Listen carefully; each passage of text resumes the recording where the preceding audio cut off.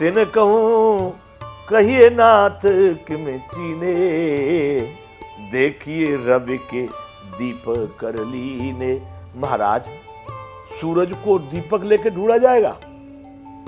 आपकी पहचान वाली बात है, ये तो एक छोटी दीपक के समान साधारण बात है। कोई कहा भाई सूरज को ढूंढो, भाई दीपक जलाओ। सूरज कहां पर ढूंढेंगे दीपक के लाइट करके, प्रकाश करके? अरे महाराज, तिन कहूं कहिए नाथ कि मैं चीने, देखिए रवि की दीप कर लीने। सूरज को कभी भी दीपक से नहीं ढूंढा जाता। अरे सूरज स्वयं में प्रकाशमान है, उसको देखने की या पहचानने की ढूंढने की जरूरत नहीं, वो स्वयं में पहचान ही है। महाराज, फिर भी आप पूछ रहे हैं और हम बताते हैं। सिय स्वयंवर भूप अनेका, सीता जी का स्वयंवर हुआ महाराज। वहां पर अगणित भूप आए, अनेका अनेक भूप आए। सिमटे सुभट एक ते एका, एक से एक वीर धुरंधर वहां पर सिमटे मतलब आए हुए थे, इकट्ठे हुए थे। सिमटना मतलब इकट्ठा होना। सिय स्वयंवर भूप अनेका, सिमटे सुबट एक ते एका। एक से एक सुबट, उससे भी बड़ा, उससे भी बड़ा योद्धा, उससे भी बड़ा योद्धा, उससे भी बड़ा शक्तिशाली। सिमटे सुबट एक ते एका, एक से एक बड़ा वीर वहां आए थे महाराज।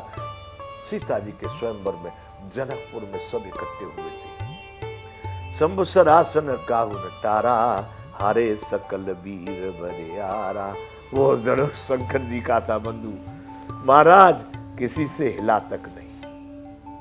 तोड़ने की, चढ़ाने की, हिलाने की बात जाने दो, तिल भर कोई हिला भी नहीं सका, टरा भी नहीं वहां से।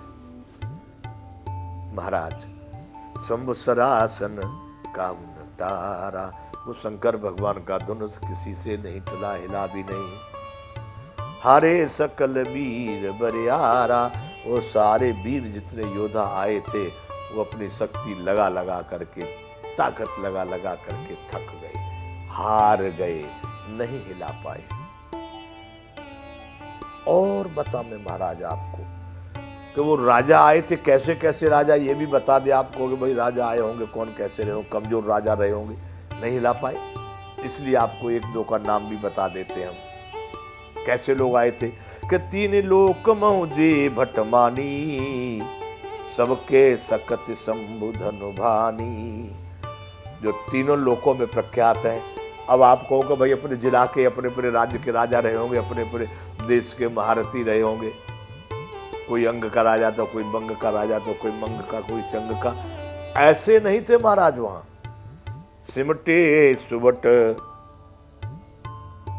एक ते एका, सुबट एक से एक बलवान। तो महाराज उनमें कैसे कैसे लोग आए थे, एक दो बता दे जो आपका भ्रम ऐसा न रह जाए कि भाई साधारण राजा इकट्ठे हुए होंगे, नहीं उठा पाए होंगे। तीन लोक मौजे भटमानी, सबके सकत संबुधन भानी। तीनों लोकों में जो वीरता के अभिमानी थे, शिव जी के धनुष ने उन सब की शक्ति तोड़ दी। मतलब उनका अहंकार चूर चूर हो गया, उनकी ताकत का माप हो गया कि कितने ताकतवर हैं। उस शंकर भगवान के धनुष ने बड़े बड़े शक्तिशालियों को शक्तिहीन बना दिया, सिद्ध कर दिया कि तुम ताकतवर नहीं हो, तुम तो डुप्लीकेट हो, तुम्हारे पास ताकत नहीं है। महाराज, ये कार्य वहां पर हो रहा सीता जी के स्वयंवर। तीन लोक मौजे भटमानी। महाराज दशरथ सुनने भाई ऐसे कौन से योद्धा वहां आ गए, ऐसे बड़े बड़े योद्धा आए, ऐसे बड़े बड़े वीर। तीन लोक मौजे भटमानी, और उनकी भी शक्ति धनुष के सामने फेल हो गई। ए भाई क्या बात कर रहे हो? तो नाम सुनाते हैं, बताते हैं क्या कहते हैं। सकै उठाए सुरासर मेरू, सो ही हार गयो कर फेरू। महाराज नाम सुनियो कभी आप? वाणासुर, जो सुमेरु को भी उठा सकता था, उठाया उसने।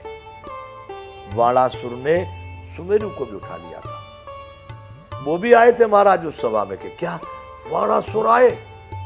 हाँ, सके उठाए सुरासर मेरू, सो ही हार गयो कर फेरू। उसने वाणासुर भी आ गए महाराज, और वो उसको उठाने की कोई भी प्रकार से साहस न कर सके। तो क्या किए, सके उठाए सुरासर मेरू, सो ही हार गयो कर फेरू। हार करके उस धनुष की फेरा लगाया। क्या कि प्रदक्षिणा करते ना, प्रदक्षिणा, वो आकर के धनुष की प्रदक्षिणा करके हाथ जोड़कर पगे लग करके चला गया को महाराज वो शक्तिहीन हो गए उस धनुष को देख करके कि इनको हमारे बाप भी नहीं उठा सकते। लौट के चले गए महाराज। अच्छा बाणासुर, देखिए दूतों की रचना कह रहे हैं राजा दशरथ के दरबार में, और क्या कह रहे हैं कि जय कौतुक शिव शैल उठावा, सोते सभा पराभव पावा। महाराज जिसने खेल खेल में ही कैलाश पहाड़ को उठाया, मतलब रावण है। रावण आया वहां पर, राजा दशरथ चौंकने के, रावण जैसे लोग वहां पर आए, वहां पर मेरे बेटे थे, कोई झगड़ा झंझट नहीं हुआ, कोई तकलीफ तो नहीं। राजा और दशरथ चिंता में पड़ते हैं, रावण भी आया। दूत बता रहे, जय कौतुक शिव शैल उठावा, सोते सभा पराभव पावा। महाराज जिसने खेल ही खेल में कैलाश पहाड़ को उठा लिया, वैसा वो रावण पुलस्त्य का नाती विश्वामित्र का पुत्र वहां आया था। क्या हुआ कि सोते ही सभा पराभव पावा, वह भी उस धनुष के सामने पराजित हो गया, और वो भी राम राम करके अपने घर चला गया। क्या चला गया रावण। दूतों की रचना बंधुओं। फिर क्या हुआ भैया, कथा सुना रहे हैं महाराज दशरथ, तो पूरी सभा बड़े प्रेम से उनसे बात सुन रही है। फिर क्या हुआ भाई, 292वां दोहा है बंधुओं ये बालकांड का। तहां राम रघुवंश मने, सुनिए महामहिपाल। हे महामहिपाल राजा दशरथ चक्रवर्ती सम्राट, सुनिए, वहां पर राम रघुवंश मणि, आपके रघुवंश की मणि है राम।